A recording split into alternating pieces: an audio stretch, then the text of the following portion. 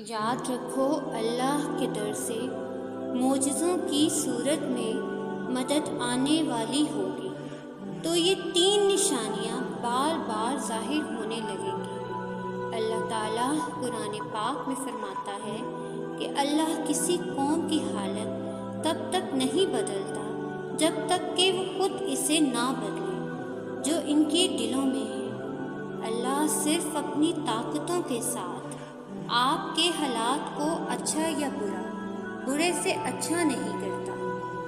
اللہ صرف اپنی حکمتوں کے ساتھ آپ کی سختیوں کو آسانیوں میں یا آپ کی آسانیوں کو سختیوں میں نہیں بدلتا۔ آپ کو سب سے پہلے خود کو بدلنا پڑے گا، پھر ہی اللہ بھی آپ کی مدد کرے گا۔ اللہ نے آپ پر بندشیں نہیں لگائی، اللہ نے آپ کو ہر لحاظ سے خود مختاری بخشی ہے کہ آپ جو چاہیں اپنے لیے منتخب کر سکتے ہیں۔ تو اب اگر آپ ان چیزوں کا انتخاب کرتے ہیں جن سے اللہ نے روکا تو پھر ان کے برے نتیجے پر بھی اللہ کو بلیم نہیں کر سکتے۔ اگلی 4 نمازوں کی توفیق تبھی ملے گی جب پہلے ایک نماز پڑھی ہوگی۔ قرآن تبھی سمجھ میں آئے گا جب روز اسے پڑھنے کی کوشش کی ہوگی۔ نیتیں عمل سے زیادہ اہم ہوتی ہیں۔ آپ ایک نماز اس نیت سے پڑھ کر دیکھیں کہ اللہ آپ کو باقی نمازوں کے لیے بلا لے گا، پھر اللہ واقعی آپ کو اگلی نمازوں کی طاقت دے گا۔ آپ قرآن کی صرف ایک آیت روز اس نیت سے پڑھ کر دیکھیں کہ اس کے ذریعے میں نے اللہ سے بات کرنی ہے، تو پھر آپ کو نہ صرف اللہ کی باتیں نظر آنے لگیں گی بلکہ سمجھ بھی آنے لگیں گی۔ یہ جو دل ہے نا، عبادتوں کے سارے معاملات اس دل سے ہی شروع ہوتے ہیں، تو پھر محسوس کریں کہ دل آپ سے کیا کہتا ہے، کیا یہ واقعی ہدایت مانگتا ہے۔ یاد رکھو اللہ آپ کو 1000 ٹکڑوں میں توڑے گا تاکہ آپ کو یہ احساس ہو سکے کہ آپ کتنے مضبوط ہیں۔ وہ آپ کی زندگی میں آزمائشیں اور مشکلات لائے گا صرف یہ بتانے کے لیے کہ آپ کو کس طرح درد اور پریشانیوں کا مقابلہ کرنا ہے۔ مجھے لگتا ہے کہ ہم جس تکلیف اور مشکل وقت سے گزر رہے ہوتے ہیں اس کے بارے میں سوچنے کا یہ ایک بہت ہی خوبصورت طریقہ ہے کہ وہ کسی انسان پر اتنا بوجھ نہیں ڈالتا جو وہ برداشت نہ کر سکے۔ یعنی آپ اس تکلیف کو برداشت کرنے کی طاقت رکھتے ہیں، اسی لیے وہ آپ کو آزمائش میں ڈالتا ہے تاکہ آپ اور بھی زیادہ مضبوط ہو سکے اور اللہ کے مزید قریب جا سکے۔ اللہ تمہیں تمہاری دعاؤں سے آزماتا ہے، وہ تمہیں ہر اس چیز سے آزماتا ہے جو تمہاری دعاؤں کا حصہ ہوتی ہے، کیونکہ دعاؤں میں وہی رہتے ہیں جن سے تمہیں بے پناہ محبت ہوتی ہے۔ تم سوچ رہے ہوگے کہ جب دعائیں معجزوں کے لیے بنائی گئی ہیں تو پھر اللہ انہیں تمہارے لیے آزمائش کیوں بنا دیتا ہے؟ وہ ایسا اس لیے کرتا ہے کیونکہ دعائیں توکل کی دلیل ہوتی ہیں، اور اللہ کہتا ہے کہ تمہیں کیا لگتا ہے کہ تم کہو گے کہ میں ایمان لایا اور تمہیں آزمایا جائے گا؟ جب تم یقین کا دعویٰ کرتے ہو تو سب سے پہلے اس یقین کی گواہی تمہارے دل سے لی جاتی ہے، اس لیے ہر اس شے کو تم سے دور کر دیا جاتا ہے جس کے بغیر تمہارا دل دھڑکنے کا تصور بھی نہیں کر سکتا۔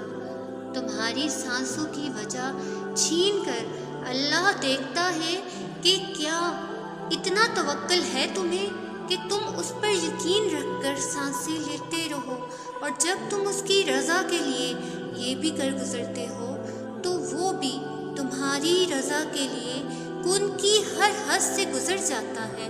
اللہ ان دعاؤں کو کبھی نہیں بھولتا کی رضا کے لیے قربان کر دی۔ اللہ کے لیے جو کھو دیا جائے وہ کبھی بھی کم نہیں ہوتا، وہ پلٹ کر واپس ضرور آتا ہے۔ تمہاری ادھوری دعاؤں کی قبولیت بن کر، تمہارے درد کا اجر بن کر، اللہ سے کی گئی تمہاری وفاؤں کا صلہ بن کر۔ اور جانتے ہو وہ کون سی 3 خاص نشانیاں ہیں جو اللہ کی مدد آنے سے پہلے ظاہر ہوتی ہیں؟ تو سنو، تمہیں یوں ہر بار یقین آ جاتا، تمہارے دل میں ہر بار امید کا آ جانا، اور پھر تمہارا دعائیں مانگنا اس بات کی دلیل ہے کہ اللہ کے در سے مدد جلد تم تک پہنچے گی۔ معجزات کی صورت میں صرف سہارا دے کر اٹھا سکتا ہے۔ بندوں کے سہارے واقعی ہی بڑے کمزور ہیں، خواہ وہ اس کے مخلص بندوں کے ہی کیوں نہ ہوں۔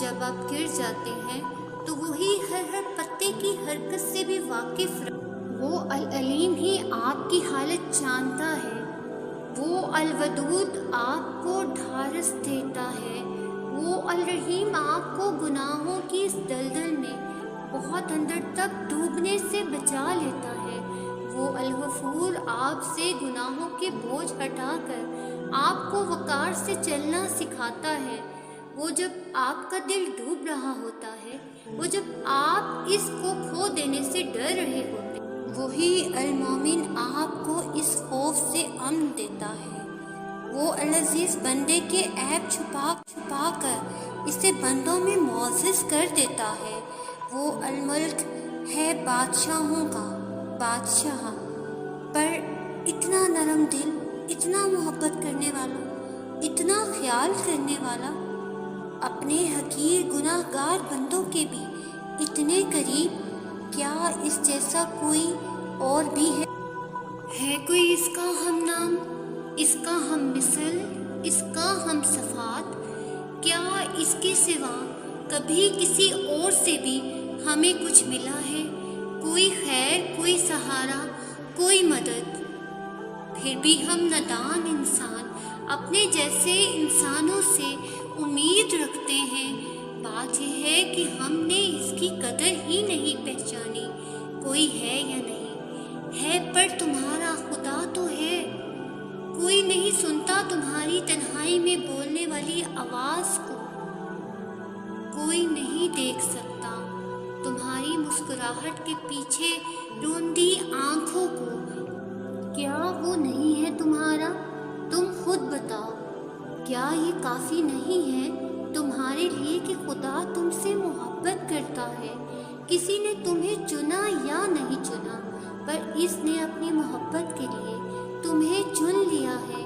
وقت ایک ایسی چیز ہے جو ایک دن تھم جائے گی، پر خدا پھر بھی ہوگا جو نکل جاتا ہے دسترس سے، تم پھر بھی اس کا دامن پکڑے رہتے ہو، اس امید سے کہ وہ واپس آ جائے گا اور تم جیسے ہو ویسا اپنا لے گا۔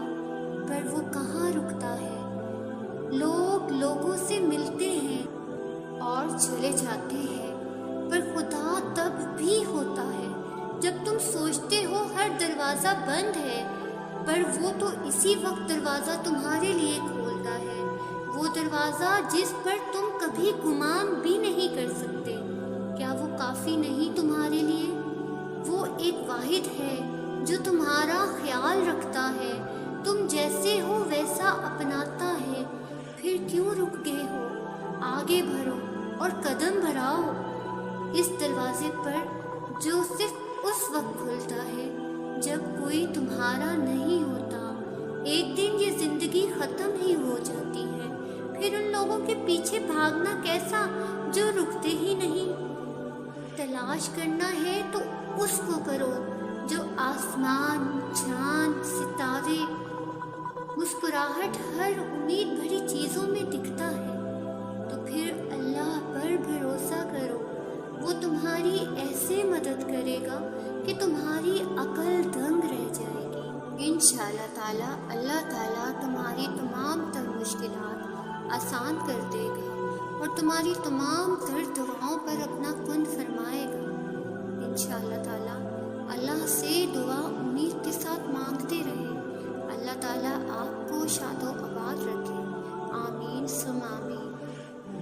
اچھی لگنے پر لائک، شیئر اور سبسکرائب ضرور کیجیے گا، اور کمنٹ کر کے ضرور بتائیے گا کہ ویڈیو آپ کو کیسی لگی۔